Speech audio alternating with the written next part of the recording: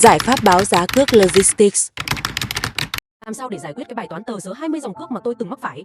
Cấu trúc lại thông tin như thế nào để não bộ khách hàng họ không bị dội ngược ngay từ giây đầu tiên?